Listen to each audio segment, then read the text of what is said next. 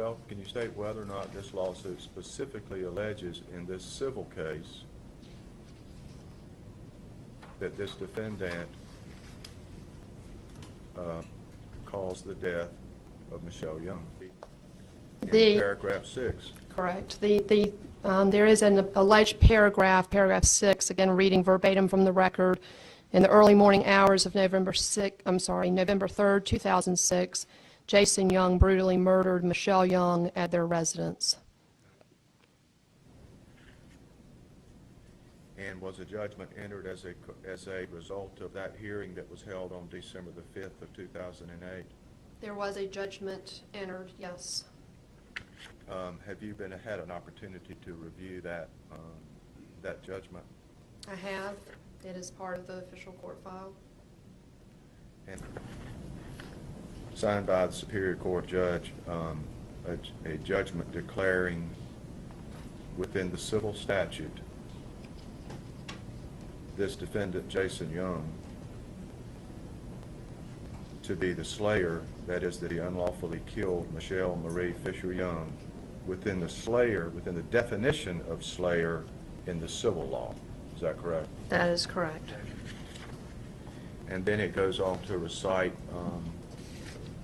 previous adjudication under the default judgment and awards an amount of money to the estate of Michelle Marie Fisher Young. Isn't that correct? That is correct. And how much did Judge Smith award? Over $15 million. And also included in that affidavit is his opinion as a lawyer, having practiced in North and South Carolina since 1977, that he says that what he is, based upon his review, that what Detective Spivey, Investigative Spivey, has accurately reflected the evidence, and that it is true, in his opinion, that Jason Young brutally murdered Michelle Young at their residence. He alleged that, didn't he? He did. That's what he said in that same affidavit. Yes.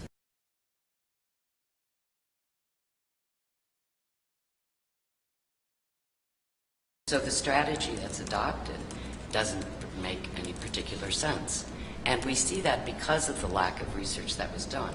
Had they done even the most rudimentary research, they would run into Wilson, holding that admission of a civil default is, in fact, proof of the matters asserted or admitted and a violation of 149.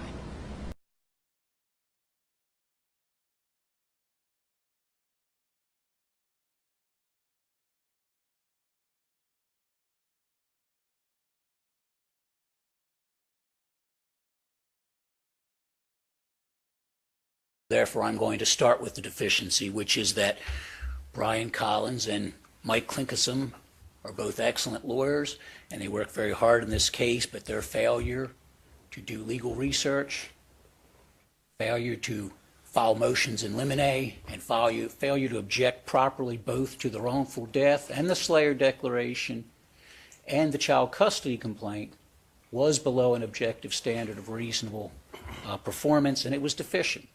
And that deficiency was prejudicial.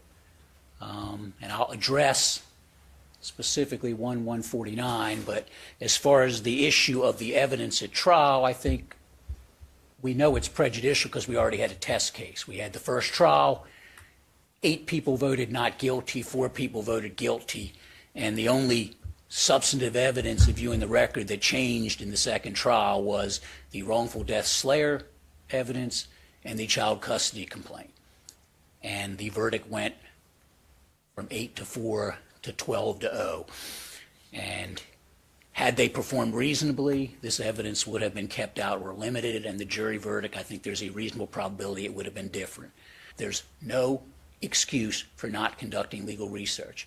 These are excellent attorneys,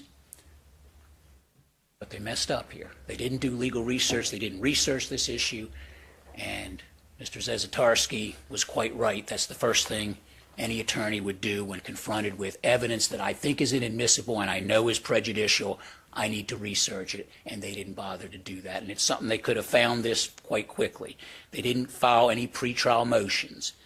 They didn't make the proper objection at the start of the testimony. I don't think I have to read Brian Collins' objection, which is basically, it's the kind of objection where you throw up your hands and say it's pointless. All he did was track 403. He didn't make any reference to what was prejudicial. He didn't talk about anything that was in the complaint. He didn't cite any case law because they didn't bother to do any research.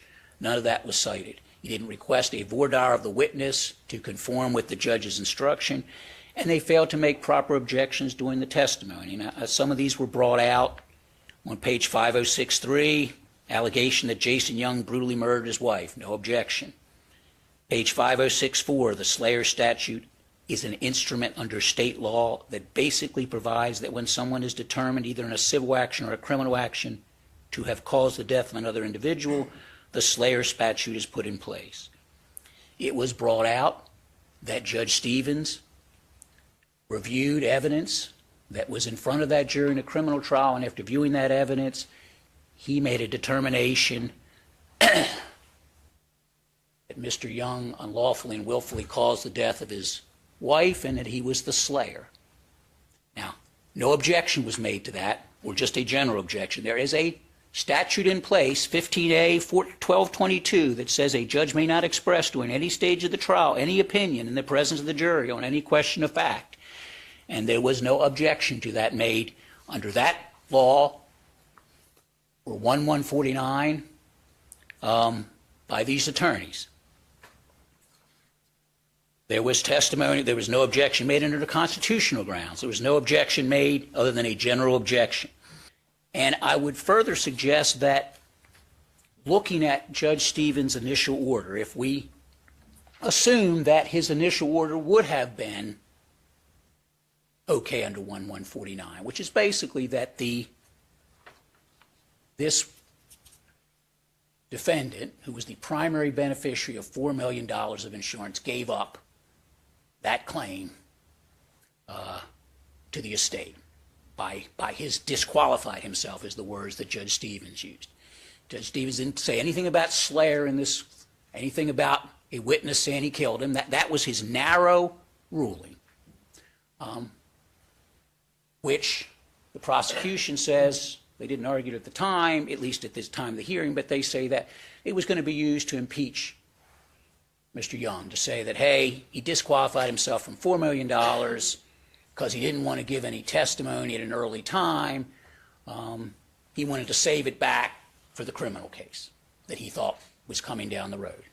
Okay, assuming that is the purpose, and that's Judge Stevens' narrow ruling under 1149, it's hard to indicate how subsequently evidence that Judge Stevens himself signed off after reviewing evidence that this jury has seen that he is the killer and the slayer, how that's relevant for any purpose other than that he is in fact the killer or the slayer, because it certainly doesn't go to him disqualifying himself.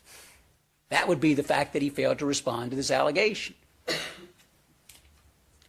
The fact that Judge Smith said this murder was so brutal it's not worth the $4 million that Judge Stevens is talking about that he disqualified himself for, after he reviewed the same evidence, ladies and gentlemen, you reviewed in the jury, it's 4 times or almost 4 times as bad. It's $15 million worth bad. Again, none of those things was objected to by these lawyers. They never asked that this be limited to the judge's ruling. They never objected under any grounds. And of course, what is the purpose of the testimony that the plaintiff's lawyer believed after studying all this evidence? This plaintiff's lawyer has 35 years of law experience, believed Mr. Young brutally murdered his wife. What is the purpose of that under this narrow interpretation? If this narrow ruling that's here, that's how it gets in under 1149, how is that admissible? And I would suggest it's not. And if they had made the proper objection, if they requested that the evidence conform itself to this ruling, it wouldn't have come in. And I would suggest that the Supreme Court would not have sent it back here if they were saying this matter is foreclosed. And certainly reading their prior decisions, that's not what they've decided when they've interpreted 1149.